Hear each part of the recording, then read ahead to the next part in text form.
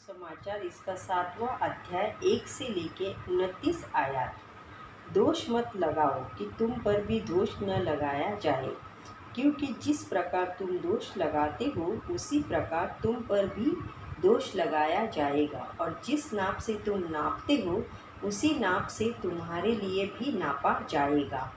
तू क्यों अपने भाई की आँख के तिनके को देखता है और अपनी आँख का लट्टा तुझे नहीं सूझता? जब तेरी ही आँख में लट्टा है तो तू अपने भाई से कैसे कह सकता है, ला मैं तेरी आँख से तिनका निकाल दूँ? हे कपटी, पहले अपनी आँख में से लट्टा निकाल ले, तब तू अपने भाई की आँख का तिनका भली भांति देख कर निकाल सकेगा। पवित्र वस्तु कुत्तों को न दो और अपने मोती सूअरों के आगे मत डालो। ऐसा ना हो कि वे उन्हें पाँवों तले रोन दे और पलटकर तुमको फाड़ डाले। मांगो तो तुम्हें दिया जाएगा, ढूंढो तो तुम पाओगे, खटखटाओ तो तुम्हारे लिए खोला जाएगा। क्योंकि जो कोई मांगता है उसे मिलता है, और जो ढूंढता है वो पाता है, और जो खटखटाता है उसके लिए खोला जाएगा। तुम में से ऐसा कौन मनुष्य है कि यदि उसका पुत्र उससे रोटी मांगे तो वह उसे पत्थर दे, या मछली मांगे तो उसे सांप दे? अतः जब तुम बुरे होकर अपने बच्चों को अच्छी वस्तुएं देना जानते हो, तो तुम्हारा स्वर्गीय पिता अपने मांगने वालों को अच्छी वस्तुएं क्यों न देगा।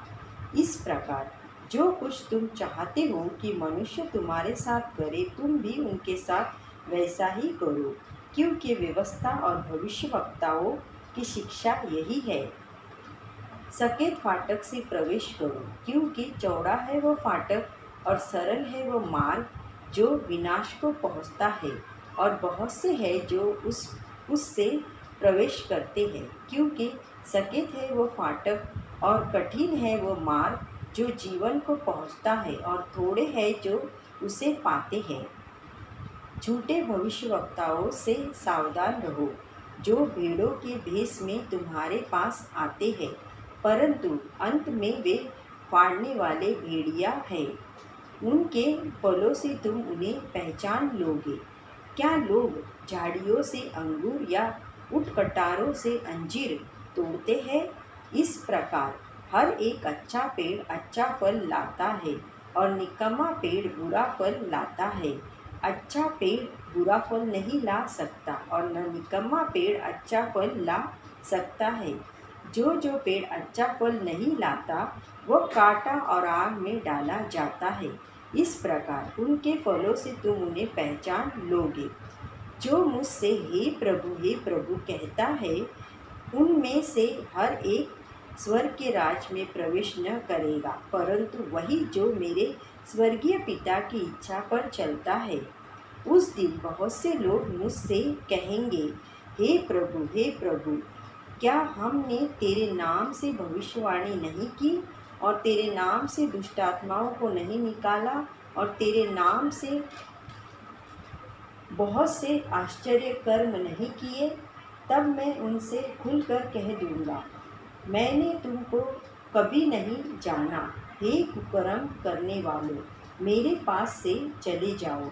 इसलिए जो कोई मेरी यह बातें सुनकर उन्हें मानता है, वह उस बुद्धिमान मनुष्य के समान ठहरेगा जिसने अपना घर चट्टान पर बनाया, और मेघ वर्षा और बाढ़ें आई और आंधियाँ चली और उस घर से टकराई, फिर भी वह नहीं गिरा, क्योंकि उसकी नींव चट्टान पर डाली गई थी। परंतु जो कोई मेरी यह बातें सुनता है और उन पर नहीं चलता, वो उस निर्बुद्धि मनुष्य के समान ठहरेगा जिसने अपना घर बालू पर बनाया, और मेघ वर्षा और बाढ़ें आई और आंधियाँ चली और उस घर से टकराई, और वो गिरकर सत्यानाश हो गया। जब यीशु यह बातें कह चुका तो ऐसा हुआ कि भीड़ उसके उपदेश से चकित हुई, क्योंकि वह उनके शास्त्रियों के समान नहीं, परंतु अधिकारी के समान उन्हें उपदेश देता था। आमीन।